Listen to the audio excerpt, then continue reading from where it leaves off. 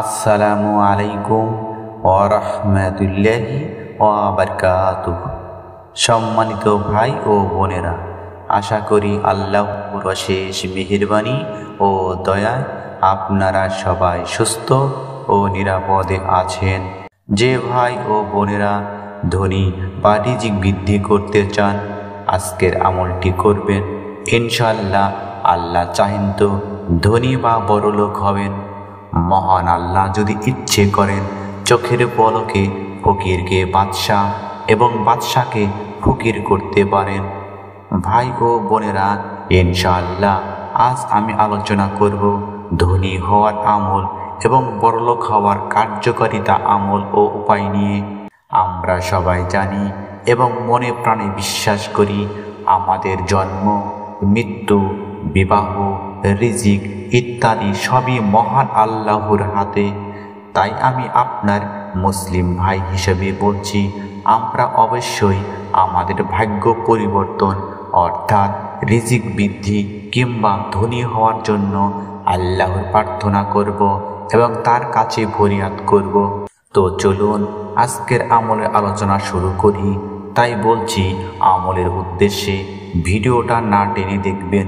ছোট্ট অনুরোধ, ভিডিওতে একটা লাইক ও চ্যানেলটি সাবস্ক্রাইব করে বেল বাটন অন করবেন।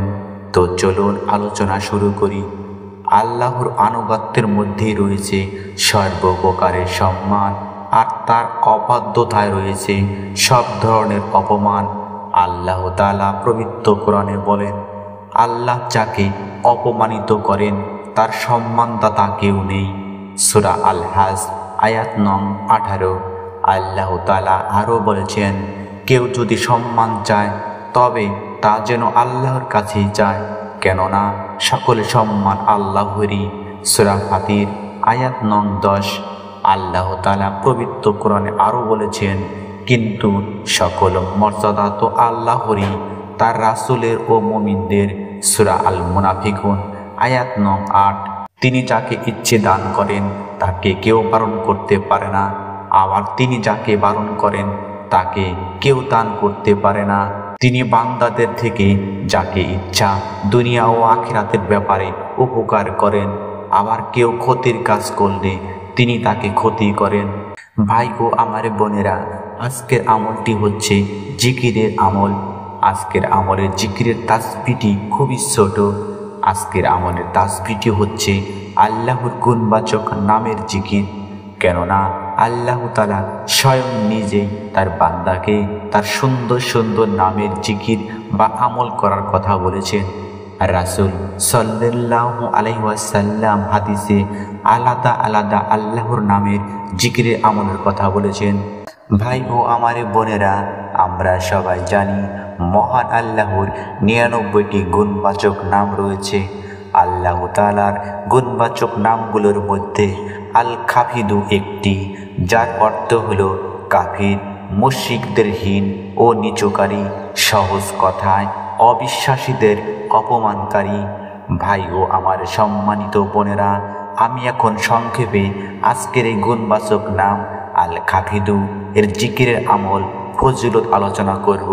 মন দিয়ে শুনবেন।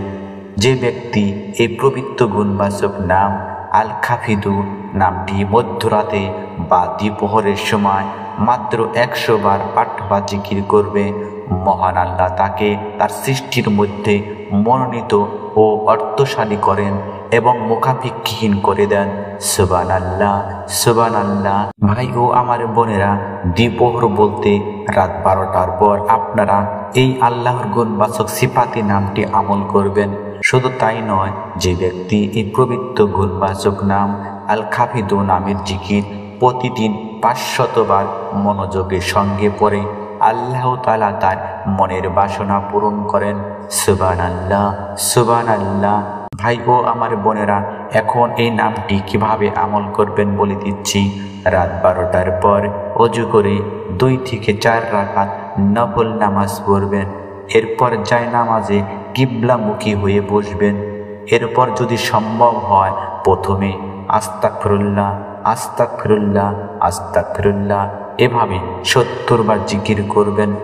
তারপর আজকের আমলের তাসবিহটি অর্থাৎ আল্লাহর গুণবাচক নামটি আল খাফিদু বা ইয়া খাফিদু, এভাবে আল খাফিদু আল খাফিদু আল খাফিদু বা ইয়া খাফিদু ইয়া খাফিদু ইয়া খাফিদু 100 বার জিকির করবেন। সর্বশেষ রাসূল সাল্লাল্লাহু আলাইহি সাল্লামের উপর দরুদে ইব্রাহিম অথবা যে কোনো একটি দরুদ শরীফ 3 বার পাঠ বা তেলাওয়াত করবেন। পরিশেষে আমি এতটুকু বলবো, মুসলিম উম্মার উচিত আল্লাহ তাআলার গুণবাচক নামের জিকির করে দুনিয়ার মুখাপেক্ষিতা থেকে মুক্ত থেকে মনের একান্ত চাওয়াগুলো পূরণ করে নিতে পারেন। আল্লাহ তাআলা সবাইকে নিয়মিত এই গুণবাচক নামের জিকির ও আমল করার তৌফিক দান করুন। আমিন সুম্মা আমিন। আসসালামু আলাইকুম ওয়া রাহমাতুল্লাহি ওয়া বারাকাতুহু।